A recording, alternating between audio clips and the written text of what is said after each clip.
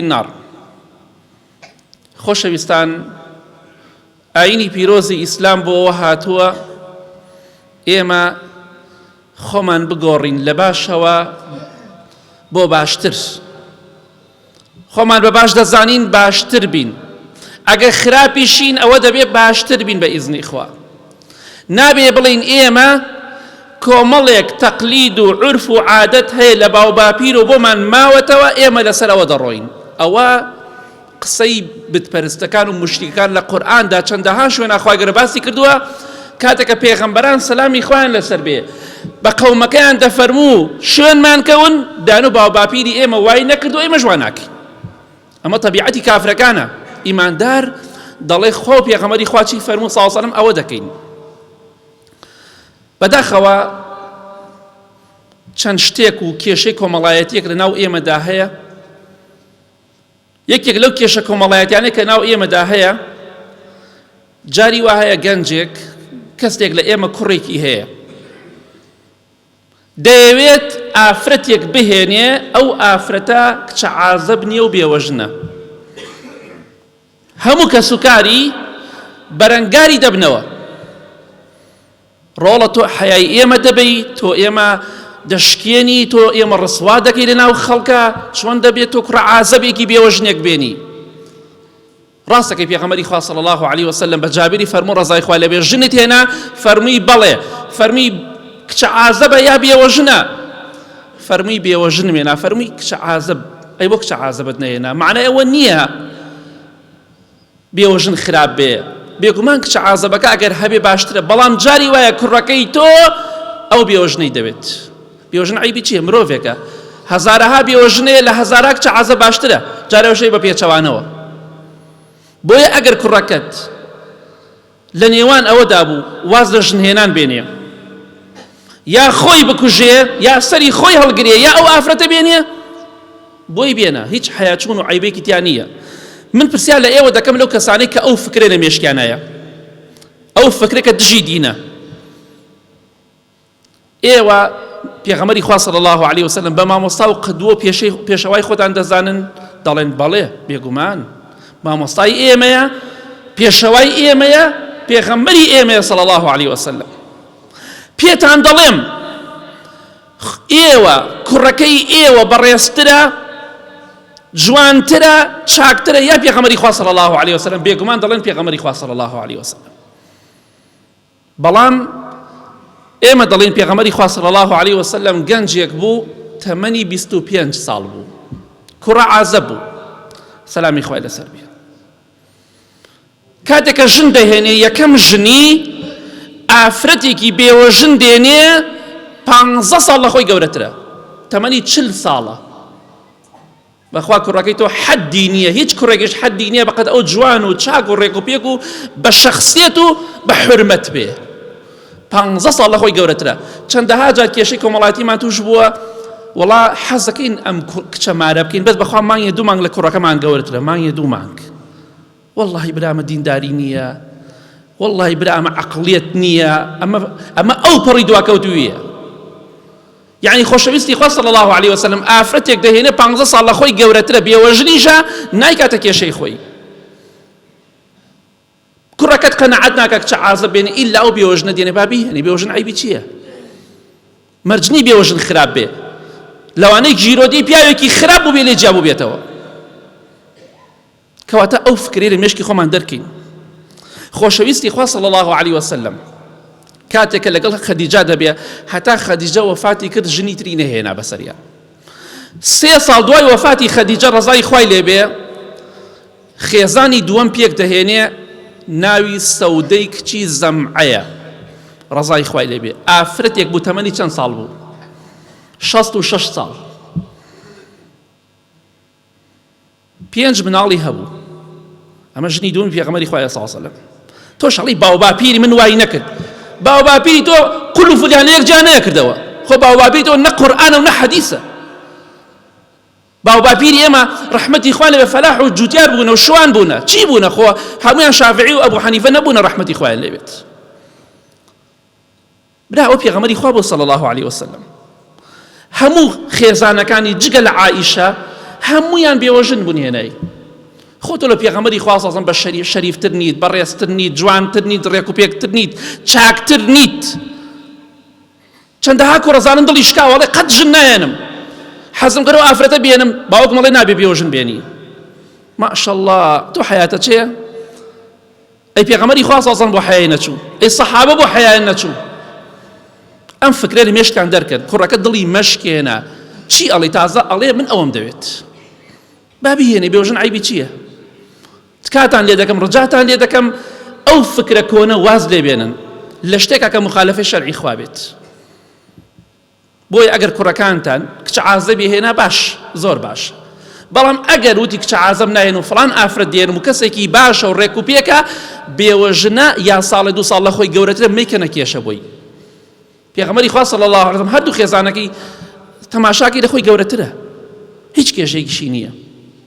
خێزان یەکەم و دووەمی لە خۆی زۆر زۆر گەورەترە. خوا کەسێک لە ئێوە کوڕە عازەبێکی جوان و قۆزی هەبێ، تەمەنی 25 ساڵ بێ، بێوەژنێک بێنێ 40 ساڵ بکێتان ڕازیە بن. دەی ئێوە لە پێغەمبەری خوا صلی الله علیه و سلم عاقڵتر و بە شەخسیەتترن، نەخێر کەس حەدی نییە. کەواتە ئاگاداریم خاڵانم من خوای خۆ شاید بە ڕایەگەێنم، کوڕەکەت با دڵی نەشکێ، با سەری خۆی هەڵنەگرێ، خەڵکە زانم لەسەر ئەم قەزەیە مناڵە زانم خۆی کوشتووە،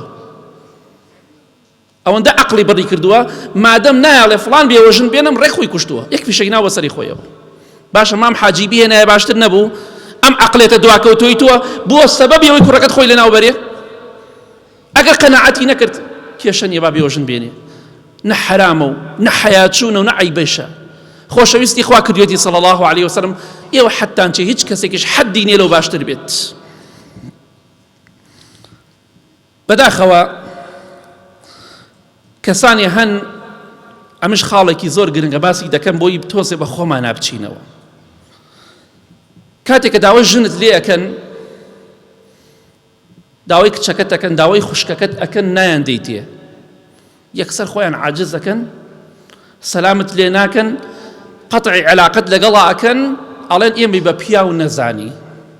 لە کاتێکە کاکم دەیەها خەڵکا تۆ داوای کچەکەی نەیداوە پێی، ڕەدی کردوتەوە، بەڵام خەڵکە وای نەکردووە، بەڵام ئەوەی لەبیر چۆ خۆی خەڵکی ڕەت کردوتەوە، نابێ خەڵ خۆی ڕەت کاتەوە. برای بەڕێزم، یعنی من کچێک 15 ساڵ 20 ساڵ بەخێوم کردووە، مافی ئەوەم نییە بە دڵی خۆم بیدەم بەشوو، ئەوێ بە عەقڵی تۆ بیدەم بەشوو.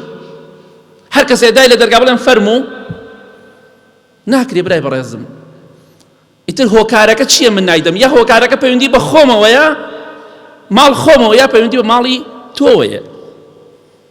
ئافرەتێ باڵای بەرز عیبیتیان نییە، لە دایکی درێژترە، بەڵام بە کەڵک ماڵداری نایە، تەحەمولی بۆڵە بۆڵی پیا و خەسوو ناکە، تەحەمولی دژایەتیکردنی دش و ئافرەت ناکە، خۆیە کوژێ خۆیە سووتێنێ.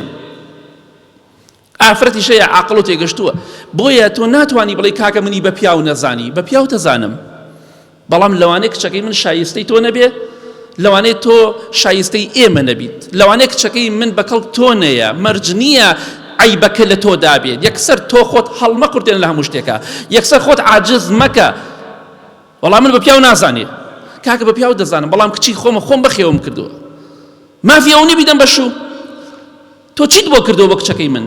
ئەمە بەسم چی؟ ینی بۆ هەر کەسێک لە ئێمە بۆ کچەکەی خۆی وا بڵێ وەڵا کاکە کچەکەی نەدا پێم، ئەخر کچی منە کاکە گیان، مافی ئەوم هەیە بە دڵی خۆی بیدەم بەشوو بە کەسێک کە منیش بە دڵم بێ، مەرج نییە بە دڵی تۆ بێ. ئەگەر ڕێک و پێک بی خوا نووسیبێتی ئەبێ، بەڵام کە جاری وایە ناگونجێ خەلەلەکە یا لە تۆ یا لە بنەماڵی منە یا لە بنەماڵی تۆدایە، یا کچەکە بە کەڵک شوکردنە، یا کوڕەکە شایستەی ئەوە نییە. یە خەڵکی وایە کاکە ڕاستێکی پیاوێکی چاکە خۆی بە چاکە زانێ، بەڵام مەرجێ کوڕەکەی چاک بێ. خەڵکی وا هەبوو داوای ژنی کردووە لە ماڵێک، وتوێتی کاک فڵان کەس پرسیار لە دراوسەکان و خزمەکانم بکەی بەخوا نامدەیتێ، هێشتا خۆی بە حەق و چاکە زانێ. ئەگەر پرسیار لە دراوسەکانم بکەی یا بە خزمەکانم بڵێ فڵان کەس چۆنە دڵنیا بە ژنم نادەیتێ، بەڵام ژنی ژنە تۆوێ، کاکە تۆ خۆت ئەڵێ بە کەڵک نایم، خۆت ئیعتیرافەکەی. گەنجی وا هەیە داوای پلایسێکت لێ بکات نایدێتێ، پلایسێ تۆ چی کچی خۆتی پێدەی نایدەی، کاکە گیان نایدەی. کەواتە برای بەڕێزم، پێغەمبەری خوا فەرمێ صلی الله عليه وسلم کەسێک هاتە داوای کچەکانتان لە دین و ئەخلاقی ڕازی بوون کچەکەی خۆتانی بنێ کەواتە لەوانەیە نەگونجێ کچەکەی من بۆ تۆ یا کوڕەکەی تۆ بۆ کچەکەی من نەگونجێ پێویست ناکا بڵێن کاکە ئێمە بە پیاو نازانێ بێڕێزی بەرامبەرمان کرد برای بەڕێزم ئافرەتی وایە 50 نەفەر داوای کردو ئەمجا شووی کردووە ئەبێ بڵێ کاکە بەرامبەر 49 نەفەر بێڕێزی کردووە ماڵە نابێ کاکە شتیوانی قسمەت نەبووە خوا نەینووسیوە تکاتان یەکەم با عەشایری بیر نەکەن لە مەسەلانە بان ئەوکو نەخوێنەوارێک بیر نەکەن لە مەسەلانە خوای گەورە نەینووسیە و ناگونجێ کاکە گیان من دێم داوای قەرزێک کرد لێکەم تۆ پارەت پێ نییە من دەیت ئەبێ عاجز بم ئێخۆ ئافرەت زۆر لە پارە بەقەدرتر و بەنرخترە پێغەمبەری خوا فەرمێ صلی الله عليه وسلم حەڵاڵ نییە بۆ موسڵمان لە 3 ڕۆژ زیاتر لەگەڵ موسڵمانێکە قسە نەکات لەسەر دنیا ئەگەر لە دوای 3 ڕۆژە چێتە ناو جەهەنەمەوە کاکە بۆ قسەی لەگەڵا ناکەی کچی نەداوە پێت ئاساییە خۆشت کچ بەهانەیە کەس نەداوە ئەگەر کچیشت نییە با کچەکەت گەورە بێت دڵنیا بە چەندەها کەس دێتە ماڵەکەت ئەڵێ هەربانەیەن شتێکی ئاساییە بەخێوت کردۆ مافی خۆتە بە شووی بدەی من مافی خۆ من نەک تۆ مافی خۆت بێ تۆش کچەکەی خۆت مافی خۆتە بە شووی بدەی نەک من مافی من بێت کەواتە ئینشەڵڵا با بیرکەینەوە لە خوا بترسین تەقوای خوا بکەین هەلە خۆمان و خەڵکی تاوانبار و تۆمەتبار نەکەین خاڵەتن لەو خاڵانەی کە لەناو کۆمەڵگای ئێمە زۆر بڵاوە کاتێک کەسێک ئەدا بە شوو کاتێک کەسێک تەلەفۆنت بۆ کات تۆ خاڵۆی کچەکەی تۆ مامەی کچەکەی تۆ ئامۆزای کچەکەی تۆ پورزای کچەکەی کاتێک کە باوکی تەلەفۆنت بۆکە ئەڵێ کاک فڵان کەس تۆ وەکو مامەیە وەکو خاڵۆیەک و ئامۆزایە وەکو پورزایەک کچەکەی خۆم بە تەمام بدەم بە فڵان کەس تۆ چی ئەڵێ تۆ بڵێ کاکە دەستت خۆش بێ مەمنونی تۆم سپاس دەکەم کە پرس بە من نەکەی تۆ کچی خۆتە خۆت بەخێوت کردووە کێ بە باشەزانی بیدەرێ یاڕەبی پیرۆزی بێ وەڵام من ناڵم شوو بکە کاکە چەند مەکسید بۆ کردو تایسە وەڵا هیچ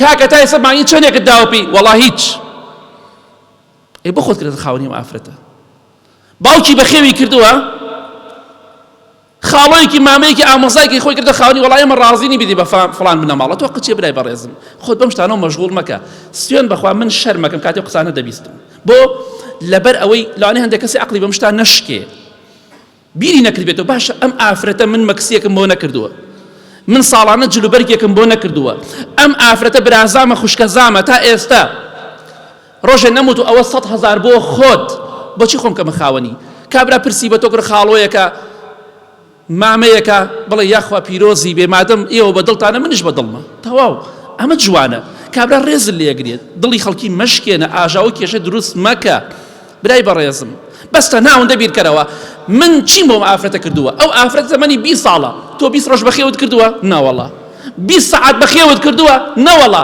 دەوازی لێ بێنە قچێ بەسەریەوە ڕێزیان نێت گورە پرسیێکیان پێت کردووە ئیشەکە تێک مەدە ئەمە زۆر ناو ئێمەدا هەیە کەسێک خۆی کاتە معارض و یا جارێ برای ئافرەتەکەیە خۆی عاجزەکە کاکە باوکت بەخێوی کردووە باوکت لە پێشترە لە تۆ برای بەڕێزم باواز لەم عادەتە خراپانە بینین کەسێ پرسە پێکا بۆ کەسێکی خۆی نزیکی ئەوی بڵێ ئێوە دایک و باوکی ئەم کچەن شێتان پێ باشە یاخوا پیرۆزی بێ بیدەنێ منش ئەوم پێ باشە مەمنونی ئێوەم کە پرسان بە من کردووە من خاوەنی کچ نیم من کچم بەخێو نەکردووە بۆیە مەمنونتانم کە پرسان بە من کردووە بێ مەمنون بی سپاسیان بکەی نەک ئاژاوە کێشە دروستکەی ئینسانی عاقڵ و تێگەشت و ڕۆشنبیر ئەبێ بەم شێوەیە بێت تکاتان لێ دەکەم کردوەتەنی ئێسک و ڕەزای خۆتان گران مەکەن لە خۆڕایی کچەکە مادەم حەزەکە شوو بۆ کەسە بکات تۆ ڕێگری مەکە برای بەڕێزم هەتا ئێستا لەوانەیە زۆرێکمان عەقڵمان بۆ نشکا بێ ڕاستەکە وەڵا خۆ من بەخێوم نەکردو خۆ من جلوبەرگم بۆ نەکردو خۆ من پارەم نەداوە پێی کەواتە من نابێ حەقم بەسەری وە هەبێ ئەگەر پێم کرا ئامۆژگاری خێر بکەم بەڵام نابێت تەگەرە دروستکەم لە کێشەکانە یا ڕەبی خوای لە گوناهەکانمان خۆش بی لە گوناهی دایک و باوک مردوەکانمان خۆش بی یا ڕەبی خوای کۆمەڵگامان بکەیتە کۆمەڵگایەکی عاقڵ و تێگەشت و پێشکەوت و دیندار بۆ خاتی عەظەمەت و گەورەی خۆت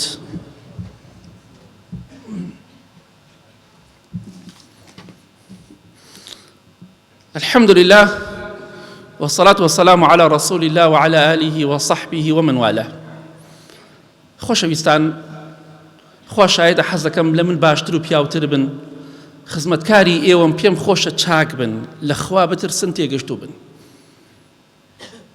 بڕۆنە بەهەشتەوە بەخوا جێگای من داگیر ناکەن. کەواتە ئینشاڵڵا هەر کەسێک ئامۆژگاری کردن وەکو خزمەتکارێک گوێی لێ بگرن، بەخوا ڕقم لە کەس نییە، خوا شایەتە حەز دەکەم کێشە و مشکلە وڵاتمان نەمێنێ، گەنجەکانمان با بەدبەخت نەبن، با سەری خۆیان هەڵ نەگرن، خۆیان نەکوژن، واز لە عورف و عادەتێ بهێنن کە باو باپیر ئێمە کردویانە ڕەحمەتی خوا لە بۆ ئەو سەردەمە، ئەم سەردەمە جیاوازە، نابێ لەسەر ئەو بەرنامە بڕۆم من. یەکێتر لەو خاڵانەی لەو زڵمانەی کە دەکرێ هەومان دەڕۆین بۆ ماڵێک دەچین داوای ئافرەتێکیان لێکەین، ئەمەنە پیاوێ چاکین، پیاوێ مبارەک، هەتا داوای ئافرەتەکەیان لێکەین. کاکە چەندێکەڵن 2 ملیۆن کوورە بەسەر چاو چواری بۆ سەرفەکەم، باسی هەندێک کەسەکەم ناڵێم هەموو کەسێ، بەڵام دەڵێن کاکە گیان ئەم ئافرەتە 5 ملیۆن پارەی بۆ سەرفەکەین، بۆ نمونە 5 ملیۆن، ئەچن ئاڵتوونەکەی بۆ وەڵەگرن، یەک ڕەتڵێ خەڵکی لەگەڵا ڕۆشتووە، خەسوو 2 دش 2 پیاو 7-8 نەفەر بە دوای ئەم بووکە داماوەیە، ئەوە نەکڕی، ئەوە گرانە، ئەویان باش نییە، ئەویان خراپە. باشە ئەو مارەیە مەسروف، خۆمان پێڵێن مەسروف 5 ملیۆنە 10 ملیۆنە چەندێکە، ئەوە مەسروفە، لە ڕاستیە خۆی مارەیە، مەسروف نییە، ئەوە مارەیە ئەو ئافرەتەی پێشەکی بۆی کراوە، حەقی گیرفانی خۆیەتی و مافی خۆیەتی، بۆ نایدێتێ بۆ خۆی ملیۆنێکە 2 ملیۆنە بۆ جلوبەرگە، بۆ نایدێتێ بۆ خۆی بچێت لەگەڵ دایک و خوشکی خۆیان بیکڕێ، بۆچی ئەم هەموو حیمایە خسێتە دوای؟ بڕۆ دوکاندارەکان پرسیارێکن چەندەها ئافرەتەیە لەو ڕۆژەی کە جلی هەڵگرتۆ جیا بۆتەوە لەگەڵ پیاوەکە، ئێکابرا گونک بژێرە، ئەمە هەڵەگرێ ئەڵێ ئەوە هەڵمەگرە، خەسوڵی ئەوەت هەیە ئەوە مەکڕە، ئەوە کە هەڵەگرێت دشەکەڵێ ئەوە مەکڕە. باشە پارەی ئێوە یا پارەی ئافرەتەیە؟ ئەم عورف و عادەتا کەی بمێنێ؟ بووکی تۆیە، خۆ دژمنی تۆ نییە، مافەکەی خۆی 4 ملیۆنە، بڵێ کاکە ئەوە 4 ملیۆنە پارەکەیە، ئەوە 5 ملیۆنەکەیە، بڕۆن بۆ خۆتان ئاڵتون و جلوبەرگی پێ هەڵگرن، تەواو. 1 دینارێکی هی خەسوو نییە، هی خەزوور نییە، هی دشەکە نییە. ئەم هەموو ئافرەتە جاروێ لە بازاڕە دوکاندارەکان باسێکن ئەڵێن جاری وایە 6-7 نەفەر بێتە یەک شەڕ و ئاژاوەی لە بازاڕە هەموو جلەکان دانێن و ئەڕۆن، بووکەکە هەمووی فڕێدا ئەڕوات، بۆ چونکە ناڵن حڕیاتی هەبێت. ئەمە عادەتێکی زۆر سەقەتە، پڕە لە زوڵم و لەستەم، مافی خۆیەتی، مارەی خۆیەتی بۆ نایدەنێ، بۆ نایدەی بەدەستێەوە لەگەڵ کەسوکاری خۆیان بچێت بیکڕێ، خۆی بیکڕێ. چ پێویستی بەوەیە خەسوو خەزوور و دوش و گشتی بکەوێتە شوێنی؟ برای خێزان و برای پیا و نازانم کێ، خەڵکی وایەتەوە بازاڕ زاوای لەگەڵا بۆ 2 برای زاوە، 4 خوشکی زاوە لەگەڵ خەسوو خەزووریش. ئەمە چیە کاکە؟ ئەمە جلەگرتن بای 500,000 ئەمە ئەوێت؟ ئەم کارە سات و حادیسە و ڕووداوی ئەوێ؟ وەڵا کاکەم ئەبێ خۆم بۆی سەرف بکەم، تۆ قچێ بەسەر کاکە ئەیداتە جل، ئەیداتە ئاڵتون، ئەیدا بە هەر شتێک کەیفی خۆیەتی، حەقی خۆیەتی، مافی خۆیەتی، مارەی خۆیەتی، بۆ زڵمی لێەکەی؟ بۆ لە بازاڕە حەیە خۆتانە بن، دوکاندارەکان خۆتان باشەزان چەند ئافرەتە بووە جلەکانی فڕێدا و لەگەڵ پیاوەکەیان جیابۆتەوە. ئەمە هەر لە ئێستا ئاوا بکەن، بۆیە هەر کەسێک خەزوورانی ئاوا بوو، هەر ئافرەتێک خەزوورانی وا بوو لەم سەرمیبەرەوە ئەڵێم خوا سەبووری خەم و خەفەت بدا، ناڵم پیرۆزت بڵێم خوا سەبووریت بدا، چونکە دڵنیا بە سەرنجامەکەی ئەوەیە بە بێوەژنی بە دووسێم ناڵەو دەیتەوە تەلاقە دری، چونکە لەگەڵ ئەو گونک بژێرانە ئیدارە ناکی، بۆیە ناڵم پیرۆزت بێ ئەڵێم خوا سەبووری خەم و پەژارت بدا، چونکە زەواجێکت کردووە بە شەرتی قڕ، ئەبێتە قڕێ بۆ دنیا و قیامەتت. بۆیە مافی کچەکەتە، بووکەکەت 4 ملیۆن 5 بۆ سەرفەکەی، زیاتری بۆ سەرفەکەی بیدە بەدەست خۆیەوە، با بچێ خۆی چیە کڕێ نایکڕێ، کەیفی خۆیەتی، حەقی خۆیەتی و پارەی حەڵاڵی خۆیەتی. داواکارم ئینشاڵڵا ئەم ڕەفتارە ناشیدان و ئێمەدا ئینشاڵڵا بە ئیزنی خوا نەمێنێ، بۆی هەر لە سەرەتاوە دڵی بووکەکانمان نەشکێنین، هەر لە سەرەتاوە فێری دژایەتیان نەکەین. خاڵەتە لەو خاڵانەی کە زۆرێک لە بووک و زاواکان ئاگداری نین. کاتێک کە کێشەکان ڕوو ئەدات، دەبینیت گەنجێک بووک و زاوایە دێن بۆ لای کەسێک ئەڵێن وەڵی ئێمە تا هەفتەیە عیبمان نەبوو، دوای زەواج، دوای گواستنەوە، هەتا 3 ڕۆژ تا هەفتەیە 10 ڕۆژ مانگی عیبمانە و دوایی بینمان تێکچوو. ئێستا بینمان زۆر خراپە، حەزمان بە یەک نییە. یەکێ لە هۆکارەکان زان چییە؟ ئەو دەعوەتەیە کە دەخورێ، دەعوەت جاران دراوسێکەت 100 دراوسێت شتی بۆت بهێنایە هەر ئەتخوارد و زۆر بەلات و ئاسایی بوو بەس سوێن بەخوا ئێستا کەسێ زۆر سیقەت پێی نەبێت ناوێری هەدیەکەیشی وەرگری خەڵ زۆر خراپ بووە خەڵکی جاران نییە جاران ئێمە هەمووان کوڕی عەشایەرین جاران عەشایەر یعنی ڕەمزی پیاوەتی ڕەمزی خزمایەتی خزم دۆست بەڵام ئەو عەشایەری جاران ئێستا ماوە نەبەخوا ئێستا لەسەر یەک بستێ زەوی خزمەکە و ئامۆزاکەی خۆی کوژێ جاران ئەوی ماڵەکەی من هەمووی بۆ تۆ چونکە خزم دۆست بوو بۆیە عەشایەر جاران عەشایەری جاران و ئێستا زۆر جیاوازی هەیە جاران عەشایەر ئیتر ڕەمزی پیاوەتی بوون باو باپیری ئێمەوانەی کە زوو مردن بەڕاستی پیاو بوون خانەدان بوون بەڕاستی ئەهلی خێر بوون ئەهلی پیاوەتی بوون ئەیوت ڕۆڵێک گیان بەس ئەم کێشەی بکوشێتەوە ئەوە کچەکەی خۆمە دەمە فڵان کەس کاکەم عەرزە هەمووی بۆ تۆ ئێسەڵێ بەخوا بڕۆیت ئەو عەرزە کەلەتە تەقێنم لەسەر پەرێز خەڵکی یەکتی یەکوژی لەسەر گەنم لەسەر زەوی کو عەشایەرێکی جارانە عەشایەری جاران ئیتر باسی ناگرێت لە چاکەدا بەڵام ئەوەی ئێستا جیاوازە بۆیە من دەڵێم کە جاران جاران عەشایەر بەبەسم ئەمەی ئێستەیە کە ئەڵێ کە لێی تەقێنە نەکەوەی جاران ئەوەی جاران بە ئاسانی دووبارە نابنەوە ڕۆشتن ڕەحمەتی خوایان لێبێ ڕۆشتن بەڕاستی پیاو بوون خزم دۆست بوون دڵسۆز بوون سەخی بوون هەموو شتێک بوون بەڵام ئەمانی ئێستا زۆری ڕۆڵە بەرخینێر بۆ سەربڕینە بەداخەوە عەشایەری جاران وەک ئێستا نەبوو زۆر جیاواز بۆیە منیش دەڵێم خەڵ خراپ بووە ئەوەیە هەتا هەفتەیە دە ڕۆژمانێک بووکوزاوە عیبیانی لە پڕێکا بنە دوژمنیەک من دەستخۆشی لە هەندێک بووکوزاوە دەکەم ئەوانەی کە ژنیان نەهێنا و ژن دەهێنن دوایی خراپ لە قسەکانم تێمەگەن هەندێک بووکوزاوە دەبینم لە یەکەم ڕۆژەوە کە ژن دەگوازێتەوە یەک دەعوت ناخوا ناچێ بۆ ماڵ براکانی ناچێ ماڵ خوشکەکانی شێزانی بۆچی لەبەرەوە ئەگەر ئامۆزاکە و پورزاکە و دراوسەکەی وتی وەراڵێ بەخوا ماڵ براکانیشم نەچوومە ماڵ خوشکەکانیشم نەچوومە بۆچی لەبەرەوە خۆی بپارێزێ ماوەی ئەو مەرحەلەیەکی نازکە ئەو ماوەیە گۆشت مەخۆچیە خۆت بپارێزە من ناڵێم حرامە دوایی خراپ نەقڵی نەکەن ئەڵێم ئەگەر خۆت لەو دەعوەتانە بپارێزی لە کێشە بەدوورە بیت چونکە بە ناوی دەعوەتەوە پەنا بەخوا یەک سیحرێکت لێکات یاخود لە کاتێکە هەدی بۆ ئافرەتین دوای 3 ڕۆژ دوای هەفتەیە هەدی بۆ دێنن چەندەها جار لەو دیاریانەکە هەدی هاتووە سیحری تیا بووە ژن و پیاویان لە یەکجا کردیانە شێتیان کردنەوە شێت بەهۆی هەدیەکەوە یا بەهۆی دەعوەتێکەوە بۆیە ئەگەر کەسێک بتوانێ لە یەکەم نان نەخوا بە براو خوشکەکانیشی بڵێ نایەن بۆ ماڵی ئێوە بۆی خەڵک وازمان لێبێنێ چونکە ئەگەر بچم بۆ ماڵ ئێوە ئەڵێ دیارە ئێمەی بە پیاو نەزانێ بەس کاکە وەڵڵا خوشکەکەم داوەتی کردومە بەخوا نەچوومە براکەم داوەتی کردومە نەچوومە تێبگە مەڵێ بە پیاو نازانێ بەخوادنی من ڕازی نییە من ئەڵێم دەستت خۆش بێ کە ناڕۆی ئەو مەرحەلە ناسکە باشتر وایە خۆتان پارێزن ئەگەر بتوانن بیکەن چاکە ئەگەر نەشتوانن ئەو بخۆتان من ناڵێم خەڵکی خراپ هەمووی خراپە بەڵام خەڵکی خراپی شەیە خۆ هەموو بووکوزاوەیە سیحری لێ ناکرێت بەڵام لەوانەیە خزمەکانی تۆ دەستی وشتیان هەبێ خۆت بپارێزە دەعوەت مەخۆ هەتا ماوەی چونکە ئەوان دەیانەوێت لە سەرەتای زەواجدا لە مانگی یەکەما زەربەت دێتن ئەگە تۆ ئەوە بکەی چەندەها ئافرەت دەزانم دەستیان خۆش بێ چەند ساڵە زەواجیان کردووە هەتا چەند ساڵێکیش یەک ماڵێک نەچوومە ناخواردن بۆچی لەبەرەوە ئەترسان الحەمدە عیبیانێ و سپاس بۆخوا بەختەوەرن بۆ ئینشاءڵڵا ئەم خاڵانە ئەبێ ئاگاداری بن پێغەمبەری خوا فەرمێ صلی الله علیه وسلم ناڕواتە بەهەشتەوە هەر ئافرەتێک هەر پیاوێک سحر بکە یا سحری بۆ بکرێ ئەو ئافرەتێک کە ئەڕوا بۆ لای ساحیرێک سحرێک بکات لە کەسێکی خزمێکی خۆی پێغەمبەری خوا فەرمێ صلی الله علیه وسلم ناچێتە بەهەشتەوە تەواو پێت خۆشە خوشکی بەڕێزم لە بەهەشت مەحروم بی تەنها لە بەرەو بووکوزاوەیەک جیا بکەیتەوە چی ئیسفادەیەکی بۆ دنیا و قیامەتت خۆ ئەگەر بشگەڕێتەوە بۆ لای خوا تۆبە بکەیت و نوێژ بکەیت و عیبادەت بکەیت و حەج و عومرەش بکەیت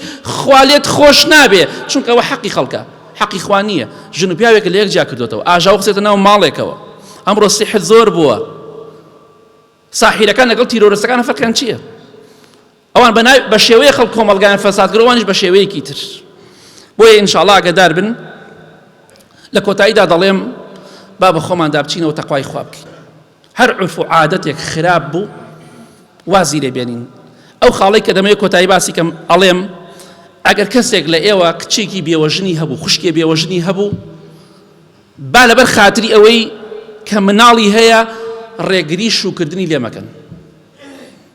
دەڵێ یا نابێ شوو بکەی یا بێ شوو بە خز فڵان کەس و خزمی خۆم بکەی، کاکە ئەو حەز ناکە شوو بۆ کەسە بکە. کچەکەت بابیەوە ژن بێ، خۆ نابێتە مەلائیکە، هەر مرۆڤ و شەهوەتی هەیە.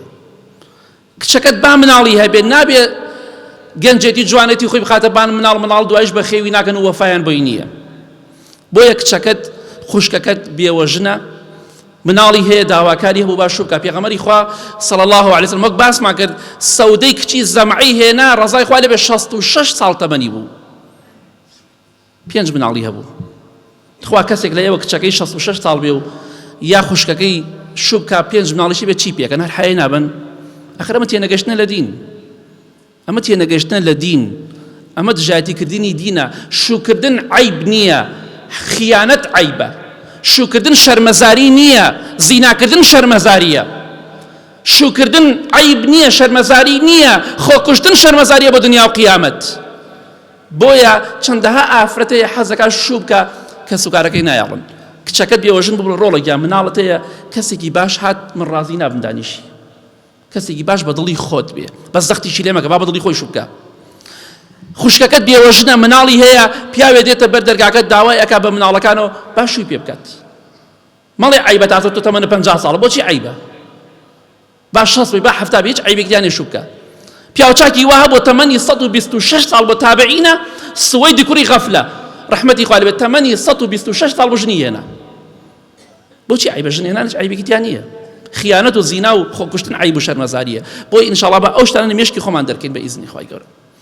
اللهم اغفر للمؤمنين والمؤمنات والمسلمين والمسلمات الأحياء منهم والأموات من أهل السنة والجمعة والجماعات.